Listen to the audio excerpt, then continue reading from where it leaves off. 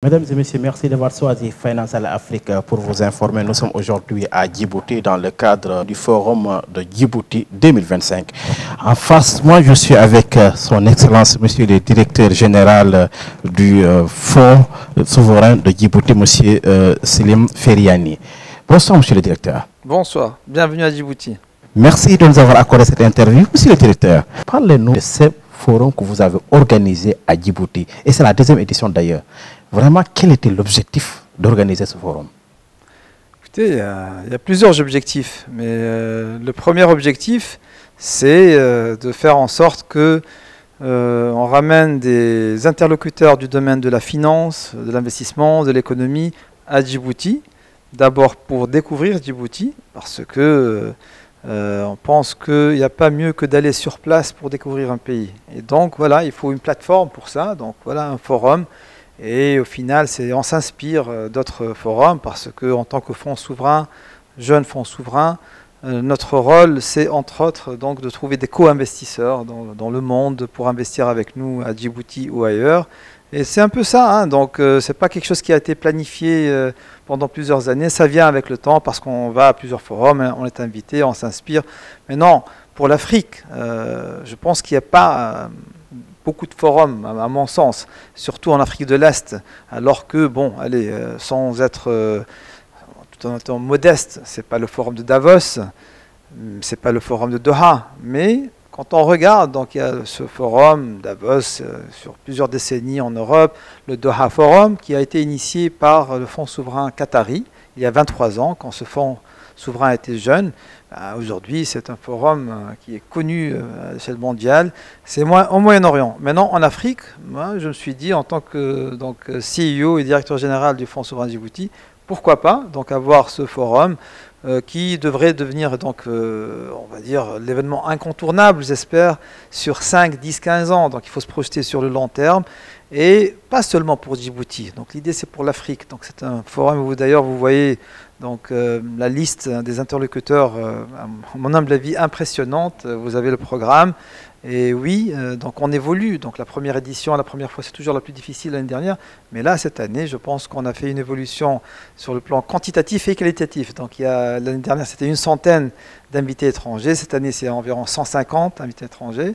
Et la qualité aussi, vous voyez le calibre, donc voilà, des présidents de banques, de développement, de fonds d'investissement, d'investisseurs, donc dans multisectoriels, dans les télécoms, dans le numérique, dans tous les secteurs, bien évidemment, qui nous intéressent nous en tant que pays. Donc on essaie aussi d'attirer des intervenants et des acteurs économiques pour voilà, voir comment on peut mettre la main dans la main, parce que l'union fait la force, hein, donc on ne peut pas tout faire seul.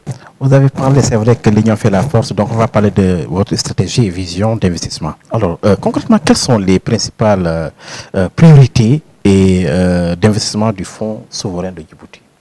Les priorités du Fonds souverain de Djibouti, du jeune Fonds souverain de Djibouti, parce que je ne suis là que depuis 3 ans, sont les priorités de la vision 2035. Donc il faut mettre les choses dans leur contexte, et c'est aussi simple que ça. Donc dans ce sens, il faut voir c'est quoi cette vision 2035 de son Excellence, Monsieur le Président de la République de Djibouti, Monsieur Ismaël Omar Guelleh.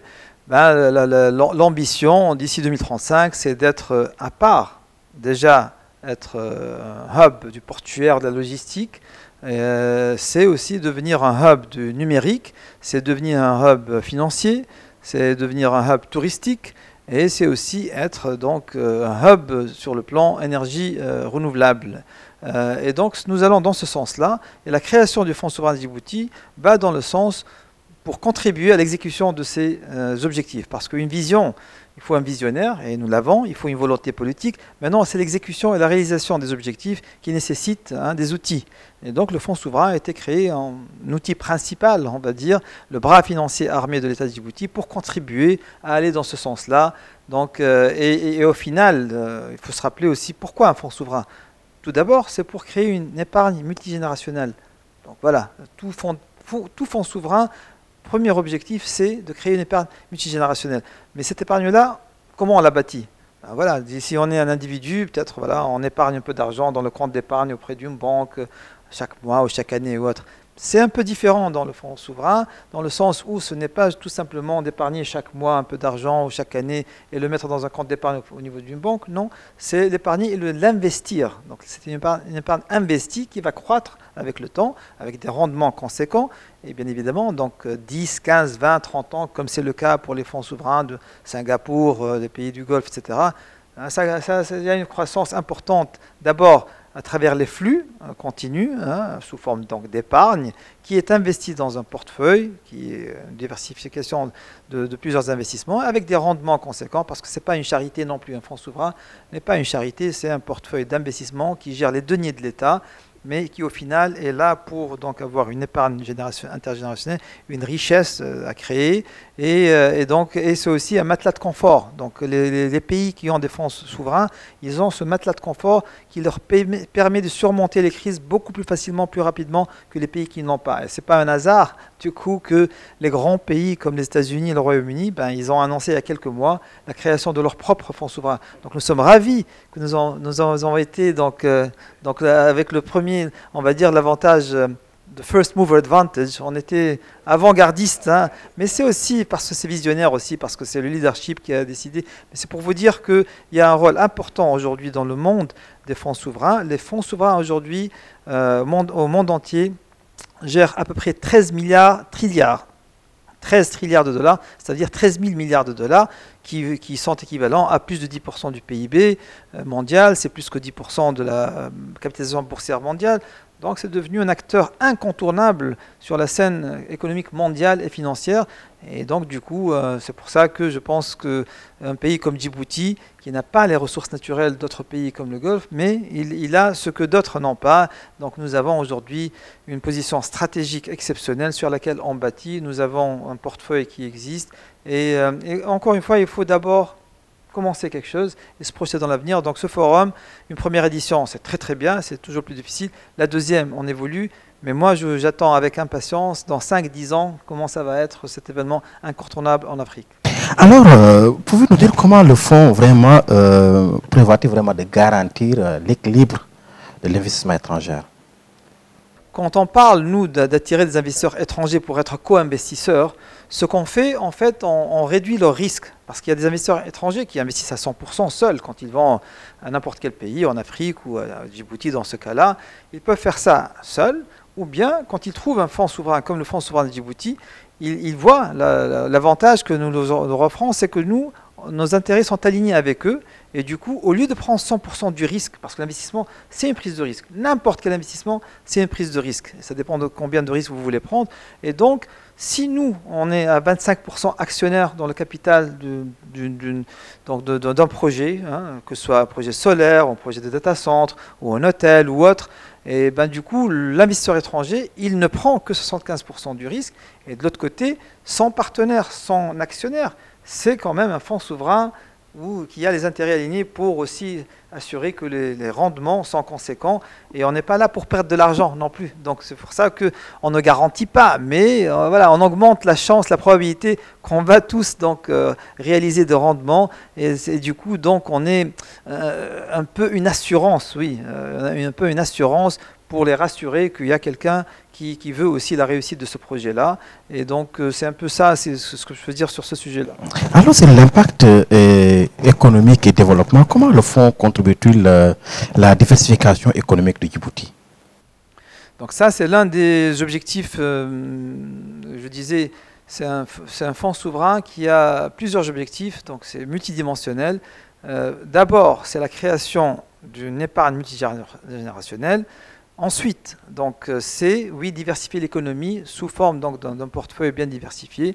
Et oui, il faut du capital pour l'investissement. Donc, le fonds souverain, c'est un moyen de financement qui a du capital et qui se projette donc dans l'investissement multisectoriel. Et voilà, ça revient à la vision 2035, dont j'ai parlé de son Excellence Monsieur le Président de la République.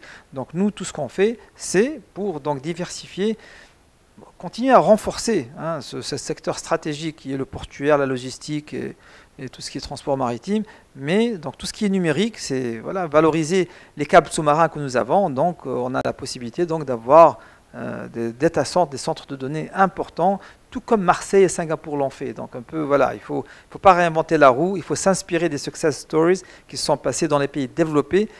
Il faut revenir au fait que l'Afrique, c'est un continent en voie de développement, donc on parle de pays et d'économies en voie de développement, et donc on regarde ce qui a été fait ailleurs, des success stories, et on peut faire les choses plus rapidement, parce qu'aujourd'hui, oui, si on est le premier à faire quelque chose, bah oui, ça prendra du temps, que ça réussisse, il y a peut-être des erreurs à corriger, mais si on voit ce qui a marché déjà sur les 20, 30, 40 dernières années, donc voilà, donc on se projette, on regarde, les centres de données, ça marche, mais il faut des câbles sous-marins. Eh ben on les a, les câbles sous-marins. Donc nous, on a ce dont on a besoin pour ce secteur-là. Le tourisme, oui, bien sûr, il faut développer le secteur touristique. C'est un très beau pays. On en a besoin d'une quinzaine de ces hôtels-là pour booster le tourisme, qui est un secteur encore dans ses débuts. Donc il y a beaucoup à faire. Donc il y a d'autres pays en Afrique qui l'ont réussi. On sait très bien que ce soit du côté de l'Afrique du Nord ou de l'Afrique du Sud, ou des pays comme le Kenya, Seychelles. Ces pays-là, ils ont réussi donc leur développement touristique. Nous, il y a ça à faire encore. L'autre chose, c'est le secteur financier, parce qu'on a un avantage comparatif unique en Afrique, c'est le fait que notre monnaie, donc elle est fixée par rapport au dollar depuis 1949, c'est comme les monnaies du Golfe, donc il n'y a pas de risque de change, et ça, c'est un avantage comparatif unique. Et de l'autre côté, il n'y a pas de contrôle de change, ce qui n'est pas le cas dans plusieurs pays en voie de développement, qu'ils soient en Afrique ou ailleurs. Donc du coup, c'est plus rassurant pour l'investisseur étranger d'aller investir à Djibouti parce qu'ils savent, quand ils regardent leur rendement, ils n'ont pas à se soucier de la prime de risque de change. Parce qu'on parle de risque de change. Il y a toujours une prime de risque de change qu'il faut inclure dans ces rendements donc, prévisionnels. Et donc voilà, dans ce sens-là, on a un avantage pour pouvoir avoir un hub financier. Donc ça a été fait à Singapour, ça a été fait à Dubaï. Eh bien, nous sommes en train d'aller vers ce sens-là. On a un système bancaire très solide, avec une banque centrale très solide. Nous avons une monnaie stable, et donc il faut bâtir sur ça pour avoir un marché boursier, pour avoir un marché obligataire, pour avoir donc un secteur de fonds d'investissement. Donc il y a tout à faire. The sky is the limit, comme je disais ce matin dans mon discours. Et le renouvelable, bien sûr, donc là, on a un pays où le taux d'ensoleillement est extraordinaire. Donc oui, on est en train d'investir dans des projets solaires. On a l'éolien que nous avons donc inauguré, le président de la République a inauguré il y a environ un an de ça. Et nous sommes donc sur les projets solaires et on continue donc, parce que le développement nécessite de l'énergie. Il nécessite de l'électricité. Et donc on préfère que ce soit de l'énergie renouvelable, l'énergie verte pour la transition verte. Ceci dit, ce que je viens de dire, ce n'est pas que ça à faire à Djibouti, il y a tout à faire. Donc oui, on veut investir dans la santé, dans l'éducation, dans l'industrie obligatoirement, parce que ça emploie beaucoup de monde et ça nous permet aussi de ne pas tout importer. Donc c'est pour dire que c'est une opportunité extraordinaire aujourd'hui pour le Fonds souverain de Djibouti de pouvoir faire tout ça et marquer l'histoire. C'est entre autres pour ça que je suis là aussi. C'est un sentiment unique de pouvoir faire un impact, pas seulement sur une personne ou une famille, c'est de faire un impact sur un peuple, sur un pays et sur le long terme. Et donc c'est exactement notre rôle aujourd'hui. Pouvez-vous nous dire, existe-t-il des partenariats avec des institutions financières ou des investisseurs internationaux ? C'est en cours, donc voilà, c'est en fait le thème aussi de ce forum, de ces 2 jours, cette semaine, on va dire, c'est comment libérer les opportunités de croissance régionale et mondiale. On ne peut pas tout faire seul, et c'est pour ça que je reviens à l'Union Fair Force, le partenariat, donc le thème partenariat, qu'il soit partenariat public-privé, PPP ou autre. Au final, je reviens au fait que nous, on se projette comme le partenaire du secteur public stratégique à Djibouti, qu'il soit partenaire avec quelqu'un du privé djiboutien ou quelqu'un du privé à l'international ou des institutions financières ou d'autres fonds souverains. Tout ça est à faire et c'est beaucoup mieux dans ce sens-là. Et c'est pour ça que nous avons d'autres fonds souverains invités à ce forum-là, parce qu'ils sont dans la même, dans la même optique, mettant la main dans la main, coopérant et entre autres, oui, réduisant le risque, entre autres, mais il y a des institutions comme la Banque africaine de développement, il y a la Citibank, il y a de tout dans tout ça. Et bon, parfois, c'est pas la même formule pour tout le monde, mais il faut être patient, il faut se projeter dans le long terme. Et comme je l'ai dit aussi plusieurs fois, toute relation nécessite de la patience, mais toute relation nécessite des étapes. Et donc, si on parle d'un mariage, on ne va pas se marier au premier jour, il faut se connaître d'abord. Donc le partenariat, ça veut dire, oui, que ce soit à titre individuel et privé ou business, investissement, il il faut se connaître, il faut se faire confiance, il faut la confiance, il faut faire la due diligence. Ensuite, on fait les fiançailles. Donc les fiançailles, c'est le protocole d'accord ou le MOU, la bague de fiançailles, si je peux dire. Donc, avant d'aller au mariage, et là, c'est là où on fait un contrat de protocole engageant, où on fait donc le MOU binding, et on fait le projet ensemble. Donc voilà, il y a plusieurs étapes, mais il faut commencer quelque part. Et donc c'est pour ça qu'un forum comme aujourd'hui, oui, ça fait du réseautage, pas seulement pour le Fonds souverain de Djibouti, pas seulement pour le secteur donc, public et privé de Djibouti, c'est pour toutes ces personnes-là, c'est les 150 qui sont venus, y compris les médias. Je pense que c'est une opportunité exceptionnelle aussi de découvrir sur place ce qui se passe dans tous les secteurs. Et je reviens, donc le partenariat est nécessaire, obligatoire, mais il faut être patient et le bâtir. Directeur, est-ce que aussi vous avez prévu dans vos programmes d'initiatives pour soutenir les PME locales? Oui, alors le PME, merci pour cette question parce que voilà, on ne peut pas se rappeler de tout, mais pour revenir à la vision 2035, c'est aussi, il faut développer le secteur privé. Maintenant, le secteur privé, en général, ça doit être des PME surtout. C'est bien d'avoir des champions nationaux, et il faut avoir des champions nationaux, les grandes entreprises, mais il faut avoir un très très grand nombre de PME, et c'est comme ça que les économies développées, les économies qui avancent, qui évoluent, elles sont dominées par les PME. Donc aujourd'hui, l'économie djiboutienne, elle est dominée à peu près à 3/4 par encore le secteur public. Et c'est normal, parce que l'indépendance de Djibouti ne remonte qu'à 1977. Donc l'histoire récente est très récente.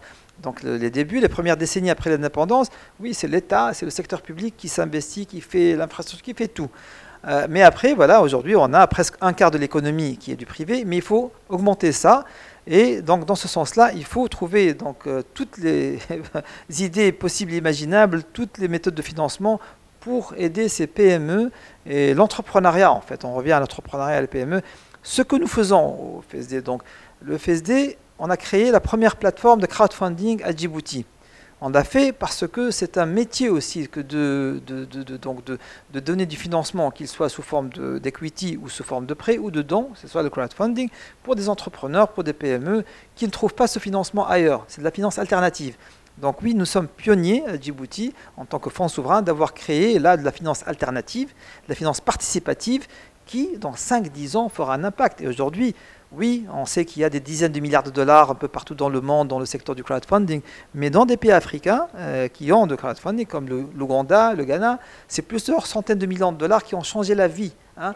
On connaît le microcrédit, la microfinance, mais le crowdfunding, la finance participative, à Djibouti, elle est complémentaire parce qu'on essaie de rendre bancables des projets qui ne sont pas nécessairement bancables aujourd'hui, par des entrepreneurs, des PME aussi. Et après, en tous les cas, c'est tout bénéf est bénéfique pour l'économie parce que ça formalise l'informel et c'est aussi, ça donne des opportunités et une chance pour un projet de décoller parce que sinon, les banques, elles demandent beaucoup de garanties comparées à un entrepreneur, un start-up qui ne l'a pas. Mais ceci dit, on a aussi financé une PME djiboutienne, on a financé 2 millions de dollars pour construire le premier restaurant universitaire, une PME djiboutienne qui n'a pas pu lever ces 2 millions de dollars au niveau du secteur bancaire. C'est pas mal parce que c'est comme ça, c'est une question de risque. Et donc nous, on était là pour être complémentaires. On n'est pas là pour être concurrentiel à l'existant. On veut renforcer l'existant. On est là pour être complémentaires. Et du coup, voilà, cette PME-là a pu financer la construction de ce premier restaurant universitaire qui a changé certainement la vie d'environ 3000 étudiants défavorisés en termes de régime alimentaire. Mais de l'autre côté, c'est que les banques en ont bénéficié aussi de ce renforcement de cette PME. Cette PME, elle devient beaucoup plus solide et beaucoup plus active. Et les banques s'intéressent bien sûr à financer d'autres projets pour eux. Alors, c'est la coopération régionale et internationale. Comment le fonds collabore-t-il avec d'autres fonds souverains africains et arabes? Ok, donc sur ce plan-là, je vais citer deux choses. Donc, il y a d'abord l'Organisation mondiale des fonds souverains qui s'appelle la IFSWF, the International Forum for Sovereign Wealth Funds, qui regroupe la grande majorité des fonds souverains du monde. Et il y a tous les acteurs, donc les fonds souverains africains et arabes y sont, et donc on se voit et on bâtit des relations. Et à partir de là, nous avons créé, il y a 3 ans, l'ASIF, l'African Sovereign Investment Forum. Donc on a créé l'organisation des fonds souverains africains, une dizaine de pays, dont Djibouti. Et donc voilà, on l'a fait parce qu'on sait que la main dans la main, l'union fait la force. Est-ce qu'on va faire un impact aujourd'hui, pas nécessairement. C'est pour ça que j'ai dit, d'abord, il faut commencer à faire ce partenariat. Et tout comme aujourd'hui, on a l'Union africaine, on a des organisations donc, africaines, il y a la Banque africaine de développement. Ben, aujourd'hui, il y a cette organisation des fonds souverains africains qui va travailler main dans la main. Et d'ailleurs, oui, pendant ce forum, on a par exemple le DG du fonds souverain nigérien. Et donc voilà, ça permet de bâtir ces relations. Et ça leur permet eux aussi, non seulement de continuer à bâtir les relations avec le fonds souverain de Djibouti, donc 2 fonds souverains africains, mais nous avons également un fonds souverain d'Azerbaïdjan, les fonds souverains des pays du Golfe. Il y a des intérêts qui sont alignés. Et donc je reviens au fait que c'est bien de mettre la main dans la main. Et bon, on a un peu la même culture aussi dans ce sens-là. C'est important d'avoir une cultural fit, comme on dit. Alors pour finir, monsieur le directeur général, vraiment, on a pris largement votre temps. Alors quelles mesures aujourd'hui vous avez mises en place pour atténuer les risques d'investissement? Pour atténuer les risques d'investissement, ça, je vais mettre ma casquette de professeur de finance il y a très longtemps, mais aussi de gestionnaire de fonds et de portefeuille à Londres depuis 1997, donc je ne suis pas si jeune que ça. Et pour revenir et dire que la meilleure méthode de réduire le risque, c'est de diversifier. Donc on ne met jamais les choses dans le même panier. Donc voilà, il faut diversifier les risques, parce que ce n'est pas tous les projets qui vont nécessairement marcher, mais il est vrai que nous, on prend notre temps. Donc c'est ça la différence entre fonds souverains et un fonds de hedging et de trading, de spéculation. Donc nous sommes patients. C'est le capital patient et long terme. Donc en fait, en termes de profil de risque, le profil de risque d'un fonds souverain, il est de loin inférieur à un profil de risque d'un fonds qui est dans la spéculation, dans les marchés liquides, boursiers, etc. Et donc, dans ce sens-là, c'est pour ça qu'il faut diversifier le portefeuille. On investit dans toutes les classes d'actifs. Il y a l'investissement dans les classes d'actifs de equity, qu'ils soient cotés en bourse ou non, ou dans des fonds et dans de private equity. Il y a l'investissement dans l'obligataire, pareil, que ce soit dans des obligations d'État ou corporate, ou bien dans des fonds. Et il y a la classe d'actifs de l'immobilier, l'infrastructure. Donc, il faut diversifier tout ça. Et tout ça, ça veut dire que ça se bâtit avec le temps. Et bon, il faut avoir la compétence aussi. Il faut diversifier le risque. Donc, il faut avoir les compétences humaines qui sont là, qui savent. Donc, il faut avoir les analystes financiers en termes de capital humain. Il faut avoir un bon patron de l'investissement, un Chief Investment Officer que nous avons ramené de Londres, du fonds souverain british. Voilà, donc je pense que aussi la diversification par secteur. Il ne faut pas mettre tous les œufs dans le même panier, dans le même secteur. Donc, c'est multisectoriel. Multiclasse d'actifs et multigéographie. On ne peut pas faire plus que ça. Mais ce qui est certain, c'est que en étant basé à Djibouti, on évite le risque de change. Ça c'est un très grand avantage que nous avons, dont il faut parler. Mais il faut aussi parler du fait que nous avons une stabilité politique, la stabilité monétaire, mais la stabilité politique et la volonté politique. Et ça, je pense que c'est un grand avantage dont il faut parler, parce que pour faire un fonds souverain, il faut avoir la volonté politique, parce que ce n'est pas si évident que ça. Ce n'est pas comme ça, on se lève le matin, on fait un fonds souverain. Et c'est pour ça que je suis là, parce que oui, je suis quelqu'un qui croit énormément au potentiel de Djibouti, au potentiel de l'Afrique. Je suis africain et on doit certainement s'entraider. Le panafricanisme est très important, donc c'est les Africains entre nous qui doivent faire donc ce qu'il faut faire pour l'Afrique, pour les Africains, avec les amis de l'Afrique. Donc on doit être inclusif dans tout ça, il faut rester inclusif. Inclusif, alors qu'attendons donc pour Djibouti Forum 2026? Quelles sont les surprises? J'ai eu cette question la semaine dernière. On m'a dit à la deuxième édition, qu'est-ce qui a changé par rapport à l'année dernière? Il faut continuer à évoluer. La stagnation n'est pas une bonne chose. Donc la vie, il faut continuer à évoluer. En termes d'évolution, écoutez, il y a 2 critères pour un forum pareil.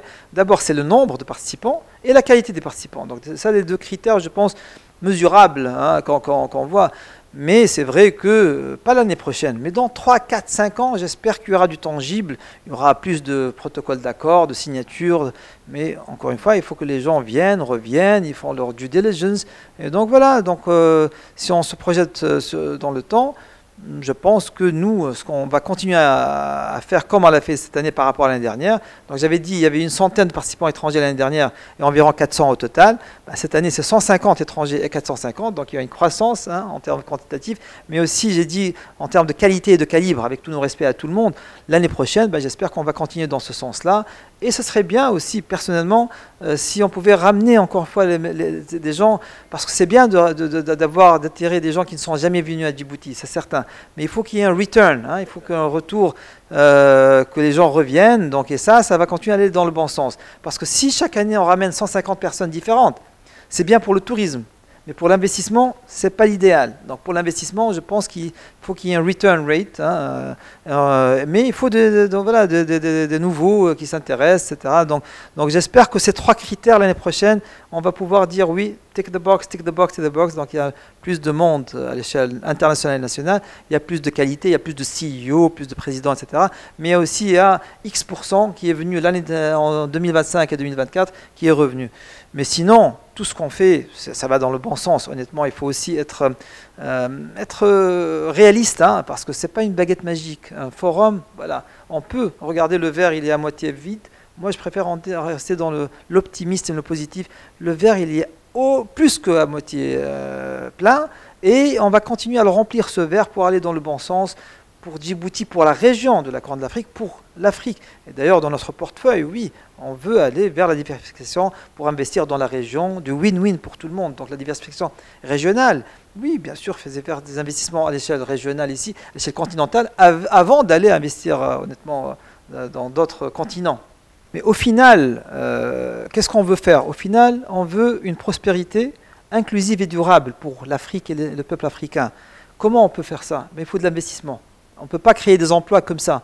Donc les emplois nécessitent du capital, nécessitent des investissements.